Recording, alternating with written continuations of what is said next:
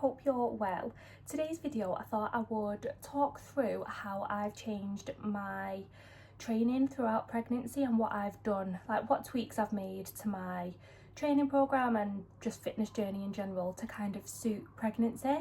So just before I get into like the points of what I've changed, I just wanted to give a little disclaimer that this is just my personal experience. Every fitness journey and every pregnancy is completely different, and this is not medical advice. So please speak to your healthcare providers and like your midwives and stuff before taking part in any physical activity during pregnancy. What might work for me might not work for somebody else, but this is just what I've done in a normal healthy pregnancy that has worked for me. Just before I get into the video, this is really off topic, but how gorgeous are these nails? It was nail day yesterday and I just think they're so bright and beautiful and I'm obsessed. Okay, so the first thing that I changed was my mindset. So before I made any physical changes to any of my training sessions or anything like that, I really had to get in the correct mind frame. So this for me meant accepting that I'm no longer training to chase progress. So as a gym girl whose goal is to get stronger, get more muscle and just increase my overall strength, it was quite hard to kind of accept that I can't really do that whilst being pregnant. Personal preference, and you do obviously have to take it a lot easier when you are pregnant.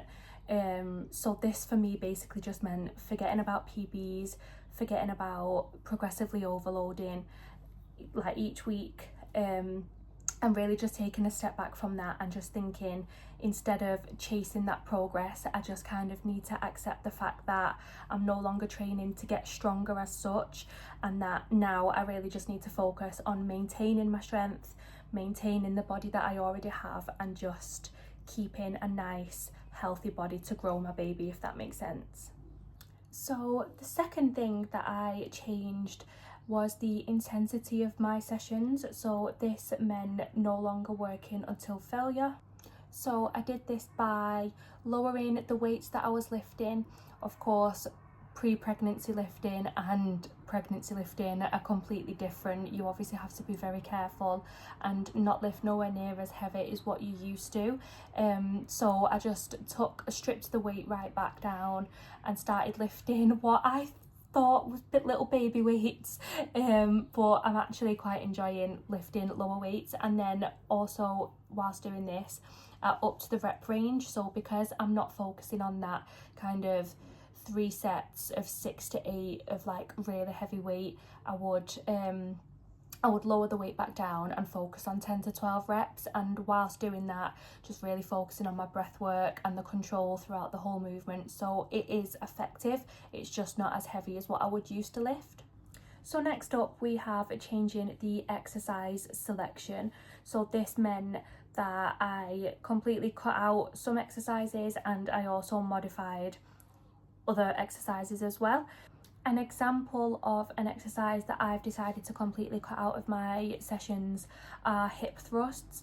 Now I know a lot of pregnant women still do hip thrusts, they'll just modify them slightly to make it safer and more comfortable, but for me personally I just decided to make the decision to just completely cut them out. I found them really uncomfortable, especially early in pregnancy because the baby's so low.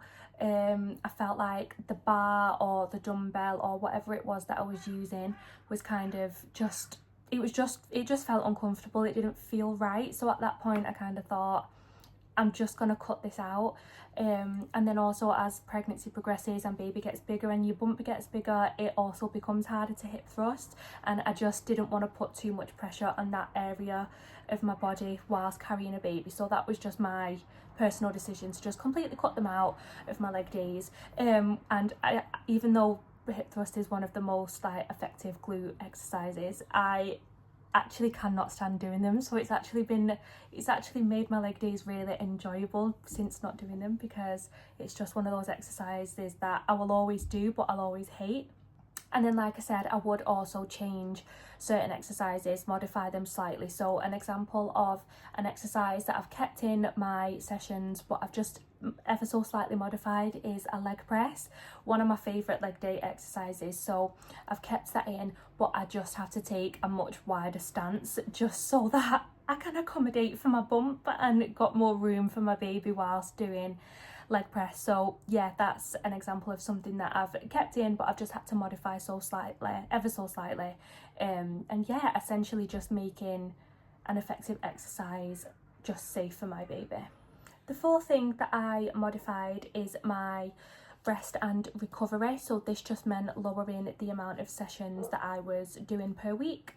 I found that during pregnancy I definitely need more rest days to help my body just rest and recover.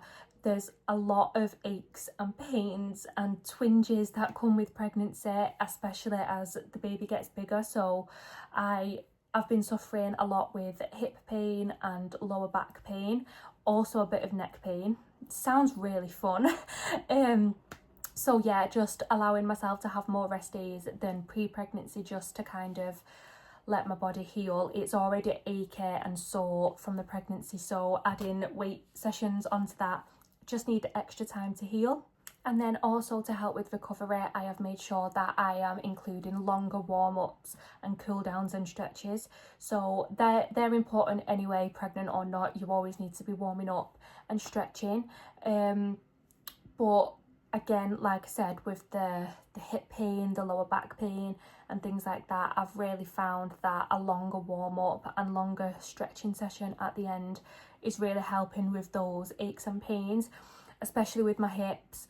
I feel like they're so sore and they just click in all the time and just so achy. So I've basically prioritised that. On my leg day warm-ups, I'll really focus on hip mobility before I lift. So that's just how I've kind of modified my rest and recovery to make sure that I am not feeling like I could die every single day with the aches and pains. So the next thing that I think is really important, especially during pregnancy, is to just listen to my body. I feel like pre-pregnancy I would it is important to listen to your body anyway, no matter what, but I feel like sometimes I'd just be like, oh, I'm a little bit sore today, but it's fine, or oh, my lower back's a bit sore, might have pulled something, but it's fine. Like, I just kind of brush it off. But now that I'm pregnant, I've just really been focusing on listening to my body. So if I feel like I need to, I'll skip certain exercises. If like my back pain one day is really, really bad and it turns out to be a leg day, I'll cut out my RDLs, because obviously that would put a lot more strain on my lower back. So yeah, just things like that, skipping certain exercises or changing them depending on how my body's feeling that day, skipping a session if needed. If I wake up and I'm in absolute agony, my muscles are still really sore, they've not really recovered, I'll just add in an extra rest day, and just let my body heal. And then next up is taking longer rest breaks as well between each set.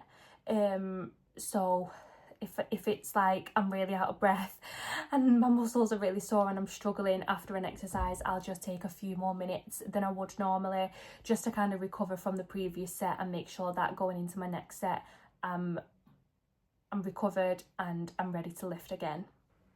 The final thing that I changed, and I feel like this is quite a nice one to end the video on, but is just to try and be more in touch with the mental side of training. So of course, when you're into the gym and you're into your fitness, you do it for the mental as well as the physical, but with that comes a lot of kind of, I don't want to say self-hate, but some days you might put yourself down, there's a lot of comparison, comparing yourself to other people. Why don't I look like that? Why can they lift that and I can't? So it's just been really important for me to kind of block out all those negative thoughts and just be really in the right mental mind frame. This for me just meant accepting that you know, I'm going to be going through a lot of body changes which I'm not used to. So just kind of realizing that that's okay, that's what's meant to happen during pregnancy, and not trying to fixate too much on that and kind of let it get myself down. Learning to be patient comes with this as well. I just have to tell myself that these modifications that I've made to my training, they aren't forever. It's just a temporary fix to be able to still train, but train safely whilst I'm growing a literal human. I'm trying to not fixate on my sessions pre-pregnancy. I feel like I get flashbacks and like I look at videos and old TikTok videos of, well, not necessarily old TikToks, but like TikToks from pre-pregnancy, and I think, oh my gosh, I look so good there, or look how much I could deadlift there, and now I'm deadlifting nowhere near as much as that. So I'm just trying to not fixate on the pre-pregnancy sessions and just be so thankful that I can still train during pregnancy and I can even move my body at all. A lot of pregnancies have you so poorly where you're constantly being sick, you can't even get out of bed, never mind train. So I just need to, I kind of have at this point, but I've just tried to learn to be so thankful that I can still train, I can still move my body, I've got a healthy pregnancy. And once you recognise all this, it makes it so much more enjoyable. Like, I don't want to hate training during pregnancy and not be enjoying my sessions and thinking, oh, I can't wait till I'm not pregnant so that I can train how I used to and stuff, because it's just going to make you dread every single session. You're not going to enjoy it, and I just think it's a very negative mind frame to be in.